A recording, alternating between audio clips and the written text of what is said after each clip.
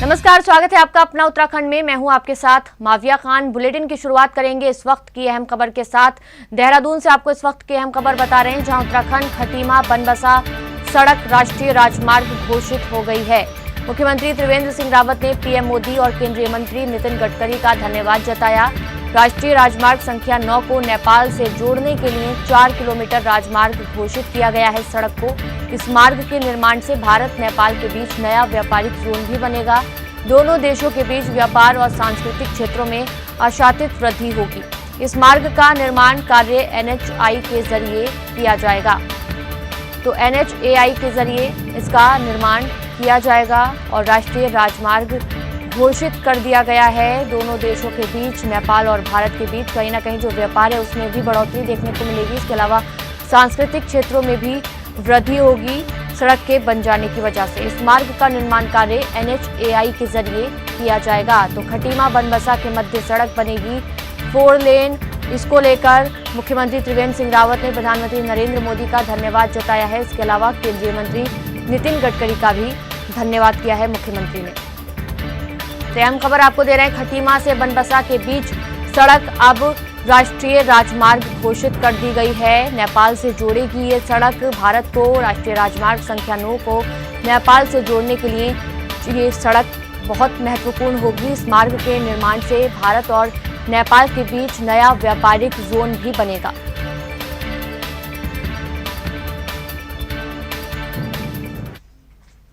देहरादून में पंचायत प्रतिनिधियों के 1 दिवसीय सम्मेलन का आयोजन किया गया। सम्मेलन का उद्घाटन लोकसभा अध्यक्ष ओम बिरला ने किया। सम्मेलन में राज्य के 405 पंचायत प्रतिनिधि कार्यक्रम में व्यक्तिगत तौर पर शामिल हुए। आपको बता दें कि पंचायत प्रतिनिधियों को लोकसभा के कामकाज से परिचित कराने के लिए सम्मेलन का आयोजन किया गया था। इस सम्मेलन में मुख्यमंत्री त्रिवेंद्र सिंह रावत वर्चुअली कार्यक्रम में शामिल हुए। इस दौरान सीएम ने कहा कि उत्तराखंड सीमांत प्रदेश है, हम सीमाओं की सुरक्षा प्रहरी भी हैं। इसके लिए गांवों से पलायन का रुकना बहुत जरूरी है। राज्य में मुख्यमंत्री सीमांत क्षेत्र विकास निधि योजना शुरू की गई है। हमारे सीमांत क्षेत्रों में कैसे लोग रहें, पर्यटक जाएं, सीमांत क्षेत्रों में लगातार आवाजाही रहे, इस पर विशेष ध्यान दिया जा रहा है। वहीं लोकसभा अध्यक्ष ओम बिरला ने कहा कि देश में पंचायती राज व्यवस्था और विकेंद्रीकृत शासन के माध्यम से ग्राम पंचायतों से लेकर संसद तक किस तरह लोकतंत्र को और ज्यादा से ज्यादा मजबूत बनाया जा सकता है, इस पर विशेष ध्यान दिए जाने की जरूरत है। एक बार जोरदार तालियां माननीय अध्यक्ष लोकसभा श्री ओम बिरला जी। अनुरोध करूंगी माननीय महासचिव लोकसभा, ताकि जनप्रतिनिधियों के रूप में देश के लोकतंत्र को मजबूत करने के लिए एक बार जोरदार तालियां। केंद्रीय शिक्षा मंत्री रमेश पोखरियाल निशंक देहरादून के CBSE कार्यालय में कार्यक्रम के दौरान पहुंचे, जहां उन्होंने प्रेस को संबोधित करते हुए कहा कि नई शिक्षा नीति देश के विकास में मील का पत्थर साबित होगी। अब छात्रों को अपनी रुचि के मुताबिक विषय चुनने की आज़ादी है। रोजगार परक शिक्षा को और बेहतर बनाया गया है, जिससे छात्रों को भविष्य में अपनी रुचि के हिसाब से ही रोजगार करने में आसानी होगी। शिक्षा नीति के लिए केंद्र और राज्य सभी स्तरों पर प्रयास किए गए हैं। नई शिक्षा नीति नए भारत को आगे बढ़ाने में कारगर सिद्ध होगी। केंद्रीय शिक्षा मंत्री ने कहा कि कोविड-19 के दौर में भी भारत ने कई बड़े देशों से बेहतर काम किया है। ऑनलाइन शिक्षा के माध्यम से देश में इस वक्त लगातार पढ़ाई हो रही है। किसी भी तरह की दिक्कतें नहीं हैं। राज्यों को तय करना है कि वो परिस्थितियों को देखते हुए अपने वहां स्कूलों का संचालन कब करते हैं। इसके लिए राज्य सरकारों को पूरी छूट दी गई है।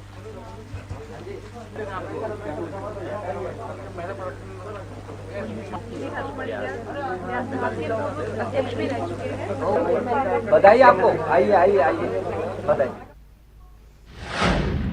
उधर तीर्थ नगरी ऋषिकेश में कुंभ मेले के संबंध में स्थानीय लोगों और सामाजिक संगठनों के प्रतिनिधियों से सीधा जनसंवाद किया गया, जिसमें पुलिस महानिदेशक उत्तराखंड अशोक कुमार ने जन समस्याओं के साथ यातायात की व्यवस्था की जानकारी ली। वहीं अशोक कुमार DGP उत्तराखंड ने क्षेत्र की समस्याओं और कुंभ मेले की समस्याओं में पुलिस विभाग के कार्य की बेहतर सुविधा का भरोसा दिलाया। सामाजिक संगठनों के प्रतिनिधियों से सीधा जनसंवाद पुलिस महानिदेशक उत्तराखंड अशोक कुमार ने किया और वो यहाँ मौजूद रहे। जन समस्याओं के साथ यातायात की व्यवस्था की भी उन्होंने जानकारी ली।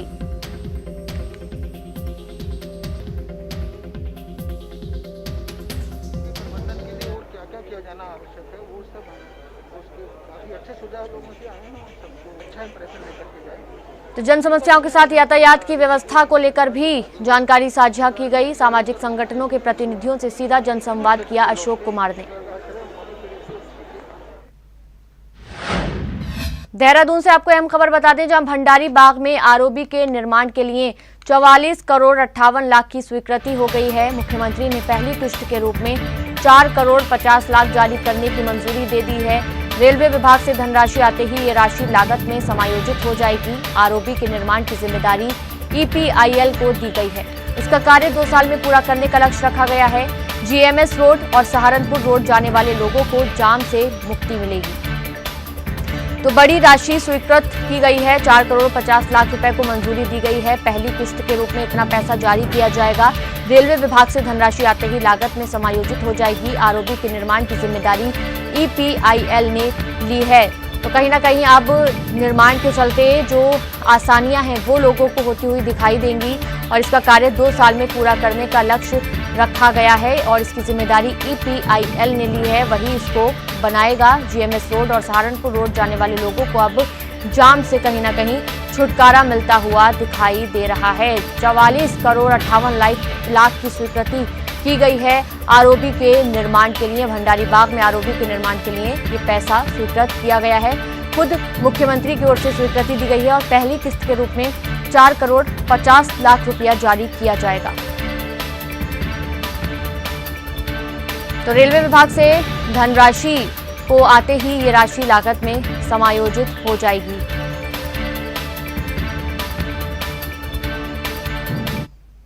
देहरादून से आपको अहम खबर बता रहे हैं, जहां प्रत्येक विकासखंड में 2-2 अटल उत्कृष्ट विद्यालय का शासनादेश जारी कर दिया गया है। 190 अटल उत्कृष्ट विद्यालय आगामी शैक्षणिक सत्र से प्रारंभ किए जाएंगे। मुख्यमंत्री ने क्वालिटी एजुकेशन के लिए अटल उत्कृष्ट विद्यालय के निर्देश दिए थे। प्रदेश में शिक्षा, शिक्षण और शैक्षणिक कार्यों के उच्च मापदंड स्थापित किए जाएंगे और इसी के मद्देनजर ये अटल उत्कृष्ट योजना को मंजूरी दी गई है। देश के भूतपूर्व प्रधानमंत्री अटल बिहारी वाजपेयी को समर्पित है ये योजना।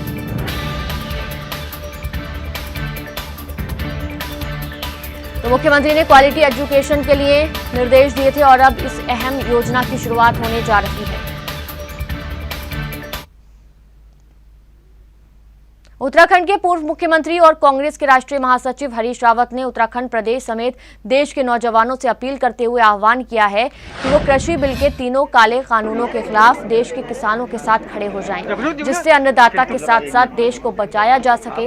हरीश रावत अपने निजी दौरे के दौरान काशीपुर पहुंचे थे, जहां कार्यकर्ताओं ने उनको पुष्प भेंट कर उनका स्वागत किया। इस दौरान पत्रकारों से बातचीत करते हुए हरीश रावत ने कहा कि आज किसान 3 काले कानूनों को लेकर आंदोलित होकर ऐसे मुहाने पर खड़ा है कि उसको अपनी कीमत जान तक की कुर्बानी देनी पड़ रही है।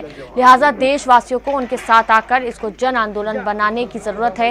वहीं उन्होंने ये भी कहा कि भारत के प्रधानमंत्री नरेंद्र मोदी को भी चाहिए कि वो कृषि बिलों को वापस लेने को अपनी प्रतिष्ठा से ना जोड़ें, बल्कि अन्नदाता रूपी किसानों को सम्मान देने की सोच रखते हुए कृषि बिलों को वापस ले लें।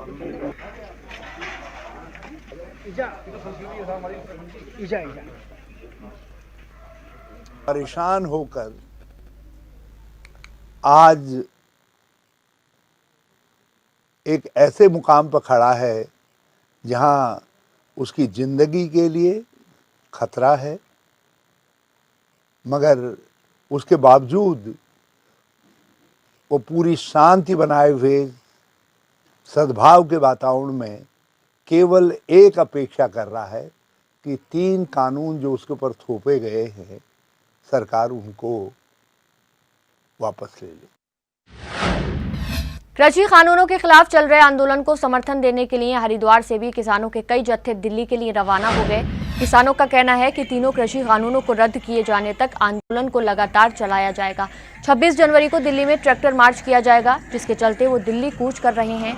हमारे संवाददाता ने दिल्ली कूच कर रहे किसानों से खास बातचीत की है।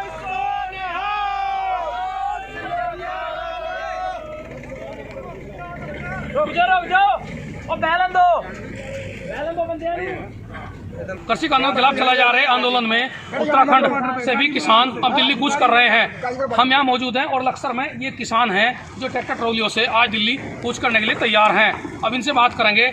जो 8वें दौर की बात है उसमें भी बात नहीं बनी है। अब देखते हैं कि आगे क्या स्थिति, बात करेंगे। आपका नाम क्या है ताऊ जी? नाम पूछा मैं जा रहा यहाँ बोल रहा फार्म।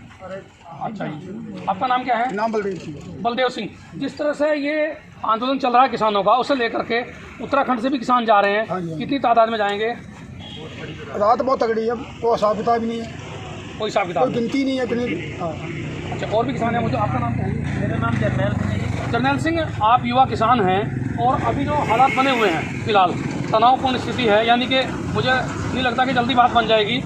आज ट्रैक्टर मार्च का प्रोग्राम है, यहाँ से आप लोग जा रहे हैं। अच्छा, कितने लोग हैं? लगभग है, काफ़ी लोग हैं, 100-150 से ऊपर आदमी है। 150 यहाँ से जा रहे हैं? जी। लगातार जाते हैं हम लोग, ऐसा नहीं कि। आपका नाम क्या है जी? मेरा नाम निशान सिंह, ग्राम मित्र से। अच्छा, निशान सिंह, आप ट्रैक्टर खुद चला रहे हैं? जी बिल्कुल। जिस तरह से अभी 2 मांगों पर सहमति बन गई थी, लेकिन जो बाद का जो 7वें दौर की वार्ता हुई है उसमें सहमति नहीं बनी है। अब कल फिर मीटिंग है, यानी कि 8 तारीख का आज मार्च का प्रोग्राम है। उत्तराखंड में किसानों में अभी तक का जो निर्णय था, क्या उससे ज़्यादा तादाद में लोग जाएंगे? देखिए सर, ये पूरे किसानों का मुद्दा है, पूरे भारत के किसान मजदूरों का मुद्दा है। और जो सरकार ये तारीख पे तारीख दी जा रही है, हम किसान जब तक ये मुद्दा पूरा सुलझ नहीं जाता तब तक बिल्कुल भी पीछे हटने वाले नहीं हैं। और बड़ी संख्या में हम जो हमारे भाई दिल्ली में बैठे हुए हैं, हमारी जो बड़ी जथेबंदियाँ दिल्ली में बैठी हुई हैं, हम उनका पूरा सहयोग करते रहेंगे, दिल्ली जाते रहेंगे। और जब तक ये तीनों काले कानून रद्द नहीं हो जाते, हम अपनी बात से बिल्कुल पीछे हटने वाले नहीं हैं। जैसे बॉर्डर पर पुलिस की व्यवस्था है, पुलिस आपको रोक भी सकती है, फिर क्या होगा अगर टकराव बनता है? देखिए, हमारा जो प्रोटेस्ट है बिल्कुल पीसफुल तरीके से, बिल्कुल शांतमय तरीके से। तो हमारा तो हमारे प्रशासन को, हमारी पुलिस को ये कहना है कि देखो, हमारे शांतमय तरीके से हमारे जो भाई वहाँ दिल्ली में धरना कर रहे हैं, प्रोटेस्ट कर रहे हैं, तो आप हमें क्यों रोकते हैं? हम तो अपना शांतमय तरीके से वहाँ जो जाके प्रदर्शन है वो करने वाले हैं, तो इसलिए रोकने का कोई सवाल पैदा नहीं होता। तो आपने सुना जिस तरह से किसान भारी तादाद में आज लक्सर में इकट्ठा हो गए हैं और ये साफ ऐलान कर रहे हैं कि जब तक तीनों कृषि कानूनों को सरकार वापस नहीं लेगी तब तक इनका आंदोलन जारी रहेगा। अब ये आने वाला वक्त बताएगा कि आखिर किसानों पर सहमति बनती है या फिर नहीं बनती है, ये तो आने वाला वक्त बताएगा। लेकिन अब हालात ये हैं कि कहीं ना कहीं किसानों और सरकार के बीच में टकराव की स्थिति उत्पन्न हो गई है। उत्तराखंड से आज किसान जा रहे हैं, ये देखने वाली बात होगी कि किस तरह से आगे बात बनेगी, ये मामला निपट पाएगा। जसबीर सिंह, हिंदी खबर, लक्सर। कोरोना महामारी से अभी तक लोगों को निजात नहीं मिली है, वहीं दूसरी ओर बर्ड फ्लू ने भी खतरनाक दस्तक दे दी है। बता दें, हिमाचल समेत देश के कई राज्यों में बर्ड फ्लू का प्रकोप शुरू हो गया है। हालांकि अभी तक उत्तराखंड में इसका कोई मामला सामने नहीं आया है, फिर भी सरकार ने पशु स्वास्थ्य विभाग को अलर्ट रहने के आदेश दे दिए हैं। पशु स्वास्थ्य विभाग द्वारा खासतौर पर पोल्ट्री उद्योग पर पैनी नजर रखे हुए है और इसके अलावा लोगों को बर्ड फ्लू के खतरे से जागरूक करने के काम में भी जुटा हुआ है। इसी मुद्दे पर पशु चिकित्सा अधिकारी वीरेंद्र सिंह से खास बातचीत की हमारे संवाददाता ने। महामारी के महाप्रकोप के बीच अब देश में बर्ड फ्लू का संकट भी गहरा गया है। कई प्रदेशों में ऐसे मामले सामने आए हैं जहां पक्षियों की मौत हुई है। हालांकि सबसे अच्छी बात है कि अभी तक उत्तराखंड में ऐसा कोई मामला सामने नहीं आया, फिर भी उत्तराखंड सरकार ने स्वास्थ्य विभाग को, खासतौर पर पशु स्वास्थ्य विभाग को अलर्ट पर रखा हुआ है। आज हम मौजूद हैं लक्सर के पशु चिकित्सालय में और यहाँ किस तरह की तैयारी है, किस तरह से कोरोना के साथ साथ में बर्ड फ्लू से किस तरह निपटने का इंतजाम है, बात करेंगे। हमारे साथ में जुड़े डॉक्टर वीरेंद्र जी।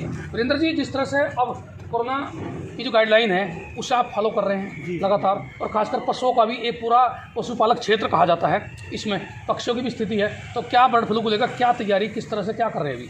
देखिए, हमारे जितने भी कर्मचारी अधिकारी हैं पूरे लक्सर क्षेत्र में, बल्कि पूरे हरिद्वार क्षेत्र में, सभी को ऊपर से निर्देशित किया गया है कि वो कहीं पे भी कोई किसी प्रकार का कोई पक्षी मरता है, जैसे कौवा या कोई भी प्रवासी पक्षी, तो उसकी सूचना तुरंत कंट्रोल रूम को देंगे और इसके लिए कंट्रोल रूम बना दिए गए हैं। और जो भी इस तरह का कोई पक्षी मरेगा तो उसके लिए हमने यहाँ पर जो है एक तंत्र बनाया हुआ है। हमारे पीपी किट्स है और बाकी हमारा पूरा स्टाफ है, वो उस स्थान पे स्पॉट पे जाएगा और उसको सैंपलिंग करके उसके टेस्टिंग के लिए भेजा जाएगा। अच्छा, अभी तक तो कोई मामला सामने नहीं आया, तो ऊपर से भी जानकारी है, लेकिन हमारा जो लक्सर क्षेत्र खासकर इसमें बॉर्डर का क्षेत्र है, यूपी और उसके आसपास, और खासकर जो नदी हमारी गंगा नदी है उसमें कहीं ना कहीं इन दिनों यानी कि सर्दी के चरम पर जब सर्दी होती है तो प्रवासी पक्षियों का आना जाना होता है, और ये खतरा प्रवासी पक्षियों से ज़्यादा है क्योंकि बाहर भी बर्ड फ्लू का वो है। उसे लेकर के भी क्या कोई इस तरह का गश्त है या कोई इस तरह की जानकारी कुछ अलग से आपने कोई जो होते हैं स्वयंसेवी वो कुछ लगाए हैं?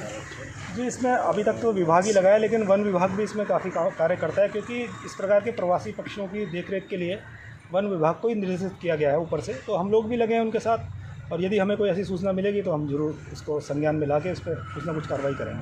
वैसे जो हमारे क्षेत्र की जनता है, पशुपालक हैं खास तौर पे, और अन्य हैं जंतु प्रेमी, उन लोगों को भी कहीं ना कहीं मतलब जो है भरोसे में लेकर के बर्ड फ्लू के प्रति जागरूकता अभियान या कुछ तरह की अभी कोई जानकारी दी जा रही है? अभी ऊपर से जो भी हमें निर्देश मिलेगा इस प्रकार से हम जरूर कार्रवाई करेंगे और उनको भी साथ में लाएंगे। जो पशु प्रेमी है और क्षेत्र की जनता है और पशुपालक है, उनको सबको पोल्ट्री, यहाँ पे पोल्ट्री इंडस्ट्री भी है, पोल्ट्री मुर्गी पालक भी यहाँ पे काफ़ी सारे हैं, उनको भी हम इस चीज़ की सूचना देंगे और सूचना दे भी रहे हैं, साथ साथ दे भी रही है। चलिए, तो आपने सुना चिकित्सा अधिकारी, पशु चिकित्सा अधिकारी वीरेंद्र सिंह ने साफ तौर पर बताया कि जो गाइडलाइन आएंगी बर्ड फ्लू को लेकर के, उस पर पूरी तरीके से काम किया जाएगा। और अभी हाल में जो अलर्ट है उसे लेकर भी कहीं ना कहीं खासतौर पर जो जंतु प्रेमी है या इससे हटकर जो पोल्ट्री उद्योग है उसे लेकर के भी कहीं ना कहीं खासा अलर्ट बरता गया है। उन लोगों को भी उनके संज्ञान में चीज़ें डाल दी गई हैं। अब आने वाले दिनों में इसे और ज़्यादा बढ़ाया जाएगा ताकि बर्ड फ्लू के खतरे से बचा जा सके। जसवीर सिंह, हिंदी खबर, लक्सर।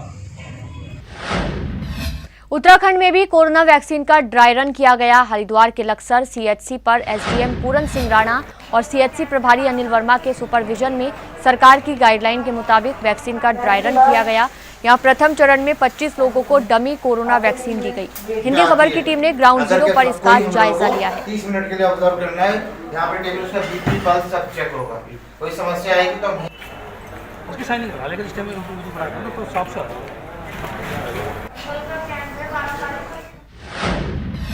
यूथ कांग्रेस के प्रदेश प्रवक्ता गौरव जसवाल बजेला आज जसपुर पहुंचे, जहां उन्होंने पत्रकारों से बातचीत की।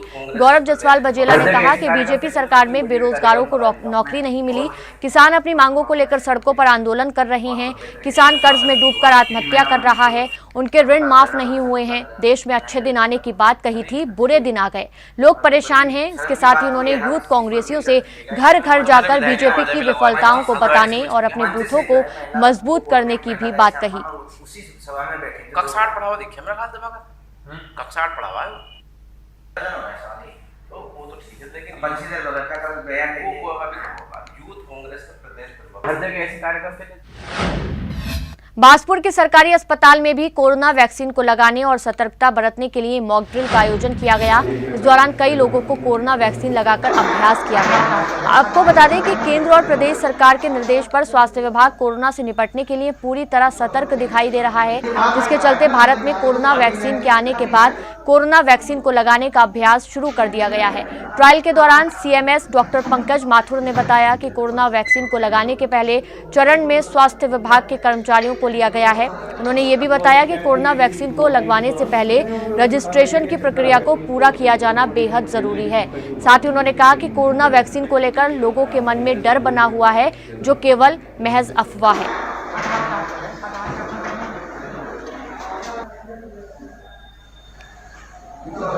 इस तरह से हमारी कोरोना वायरस बीमारी है और लोग इसमें अवेयर कम हो रहे हैं, सोशल डिस्टेंसिंग कम पालन कर रहे हैं, सभी संस्थान हमारे खुल गए हैं। तो ये वैक्सीन हमारे एक रामबाण है और इसमें घबराने की कोई ज़रूरत नहीं है और सभी लोग लगाने कई विदेशों में चालू भी हो गई है। और कोई इसमें साधारण जैसे कि नॉर्मल हम टीका लगाते हैं, BCG DPT बुखार हल्का सा आता है, वो थोड़ा बहुत हो सकता है, लेकिन कोई घबराने की बात नहीं।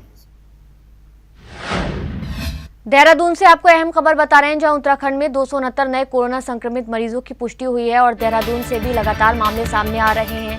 कोरोना के कुल संक्रमित मरीजों की तादाद 93,000 के पार पहुंच गई है। राज्य में अब तक 93,111 संक्रमित मरीजों की पुष्टि हो चुकी है।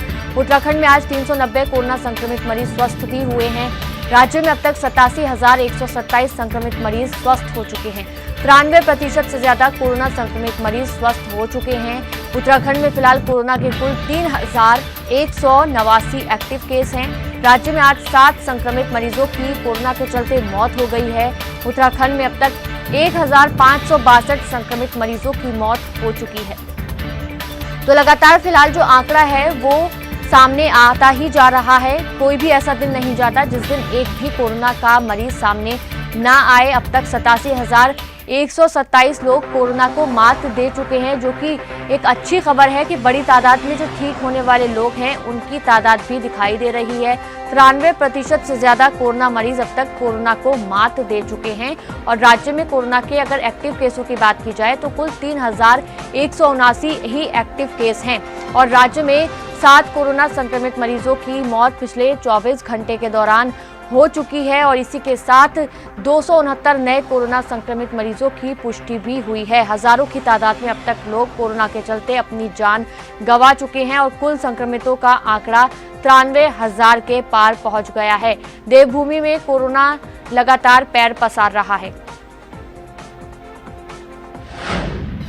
उत्तराखंड के सभी 13 जनपदों के 130 सेंटर्स में कोविड-19 वैक्सीनेशन को लेकर आज ड्राई रन किया गया। इसी को लेकर स्वास्थ्य सचिव अमित नेगी का कहना है कि सभी हेल्थ वर्कर्स के लिए ड्राई रन बहुत जरूरी है, क्योंकि जब हेल्थ वर्कर्स बेहतर तरीके से ट्रेनिंग लेंगे तभी आम जनता को इसका ज्यादा फायदा पहुंचाने में कामयाबी मिल पाएगी। इसके साथ ही स्वास्थ्य सचिव का कहना है कि अभी केंद्र से किसी भी तरह की तारीख की जानकारी नहीं दी गई है। जो कब से वैक्सीन शुरू किया जाएगा इसको लेकर अभी कोई जानकारी नहीं है, लेकिन ड्राई रन के माध्यम से जनता को जागरूक लगातार किया जा रहा है। उन सबको मैं कहना चाहूंगा कि आप इसमें कोई डर या चिंता की बात नहीं है, शीघ्र ही करें वैक्सीनेशन। कोविड को लेकर थोड़ा सा ऑब्वियसली सभी जगह में हर प्रकार की भ्रांतियां थी। हालांकि आप देख रहे होंगे स्टेट गवर्नमेंट में सब्सटेंशियली कोविड कंट्रोल भी है और अक्रॉस द कंट्री भी काफी हद तक कंट्रोल में आ रहा है। Even at the same time जो हमारे लोग हैं, जैसे हमारे बुजुर्ग लोग हैं, कोमॉर्बिड लोग हैं, जिनको जो ज्यादा वनरेबल सेक्शन है सोसाइटी का, गवर्नमेंट ऑफ इंडिया भी मतलब मेरे ख्याल से इनिशियल फेजेस में जब आपके फ्रंटलाइन वर्कर्स के बाद इन्हीं को वैक्सीनेशन का प्लान बनेगा। कोतवाली विकासनगर क्षेत्र अंतर्गत पड़ने वाले तहसील चौक के पास उस समय अफरा तफरी मच गई जब पास के ही एक व्यक्ति के जरिए एक व्यक्ति का शव होने की सूचना पुलिस को मिली। मौके पर पहुंची कोतवाली विकासनगर और हरबटपुर चौकी पुलिस ने शव को कब्जे में लेकर पोस्टमार्टम के लिए मोर्चरी भिजवाया। सीओ विकासनगर बीडी उनियाल ने बताया कि एक शव होने की सूचना के बाद पुलिस मौके पर पहुंची और बरामद शव 5 से 6 दिन पुराना लग रहा है। शव को कब्जे में लेकर पंचायतनामा भर के पोस्टमार्टम के लिए मोर्चरी में भेज दिया गया है। शव की शिनाख्त रिटायर्ड फौजी चांदराम आर्य के रूप में हुई है। शव के पास से एक पासबुक भी बरामद हुई है। परिवार के लोगों से पूछताछ लगातार की जा रही है।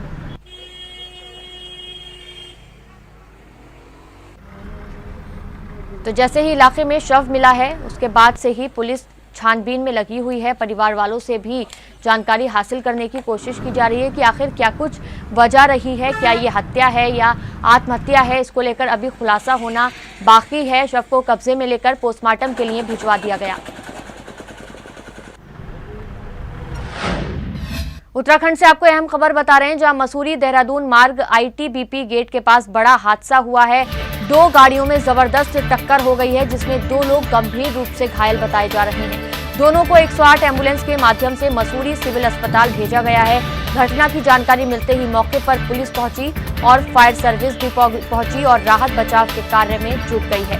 तो 2 गाड़ियों में भिड़ंत देखने को मिली है, जिसमें बताया जा रहा है कि 2 लोग गंभीर रूप से घायल हैं। 108 एम्बुलेंस को फोन करके दोनों ही घायलों को फौरन अस्पताल में भिजवाया गया। मौके पर पुलिस पहुंच गई, फायर सर्विस की गाड़ी भी पहुंच गई और लोगों ने घायलों की मदद लगातार करने की कोशिशें की।